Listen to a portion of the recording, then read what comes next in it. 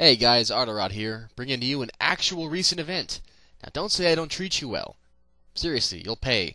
Anyway, this only took place in the last couple of days, and centers around a hyper-expensive airport security system that was installed in the massive John F. Kennedy Airport in an ongoing effort to keep bombs and nail clippers off of our planes. Which, hey, it's a noble pursuit, and though I might sometimes cringe a little at how far security's come over the years, I do have to admit it's always good to make people safer.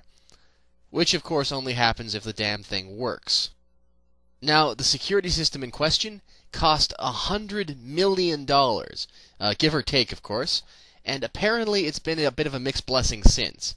On the one hand, it looks impressive, sounds impressive, and gave a whole bunch of people over at the manufacturing company their Christmas bonuses, but apparently it has a little bit of difficulty actually handling, well, security stuff. A black Jeep managed to get past it, even moving out as far as one of the runways, and a run of bad weather knocked it out of commission for several days. But then came the last straw. This multi-million-dollar security was circumvented, yet again, by one guy. On foot, with no equipment, and what's more, he wasn't even trying to sneak. Apparently, the gentleman in question, Daniel Casillo, was out drinking with his friends. And you know what? Let me stop right there for a second to say that when one is explaining how a super-duper expensive keep-out sign was avoided, generally the worst way you could possibly start it is with, they were drinking. 'Cause, let's face it, drunks are not exactly known for being subtle.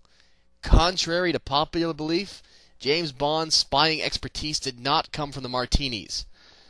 Anyway, it was decided to take their jet skis out along the bay for some good old water hopping.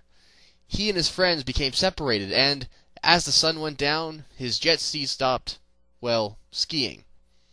So he hopped off it and elected instead to swim for the nearest chunk of land, which just happened to be the shore of the JFK airport. Upon arriving on said shore, he came across the might of modern security technology, a barbed wire fence, which he shrewdly overcame via the cunning tactic of climbing over it and then proceeding to march across the runways towards the airport terminal, without setting any motion sensors or any cameras off.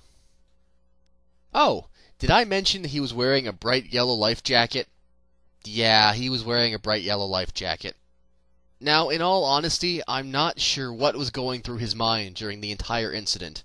I mean, with everyone hyper-paranoid about potential terrorism, you'd think there'd be a point in his journey across the tarmac where he would have thought, I'm in the middle of the wrong side of the airport, the sort of place that only people who've been body scanned and or employed there get to see.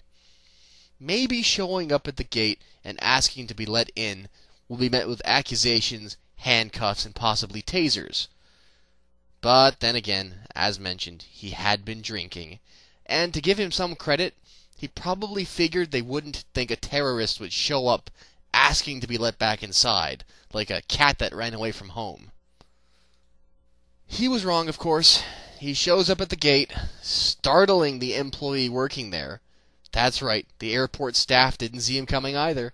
And, of course, our potential terrorist is apprehended, handcuffed, and charged with criminal trespassing.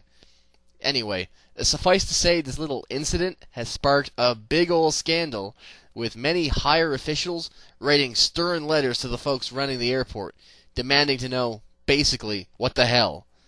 As it turns out, apparently the system was never really fully operational, due to delays. Apparently severe ones, since the security system was supposed to be ready to go in 2009. I'm sure you're all wondering the same thing I am right now. Did the airport at least remember to keep the receipt? No, I'm completely serious. If you fork over $100 million for a system that's supposed to help preserve lives, and not only does said system prove incapable of tracking a sauced skier, but it was never finished, you'd want your money back. Hell, you'd want their money too. That's what lawsuits are for. But no. Evidently the airport is stepping up patrols and reviewing the PIDs with the vendor. That probably won't take very long. You begin reviewing, you shout, you didn't finish it to the vendor, you kick him in the chin, and you're done. Ah, well, suffice to say, I'm never taking an airplane again. If ever I do go to Europe, I'm taking a boat. And if ever I aim for Asia, I'm just going to drill through the Earth's core. Strikes me as safer and less of a pain in the ass during customs. Anyway, guys, this is Arterot reminding you that, yeah, Superman does say flying is still the safest way to travel, but he's never had to go through the metal detector.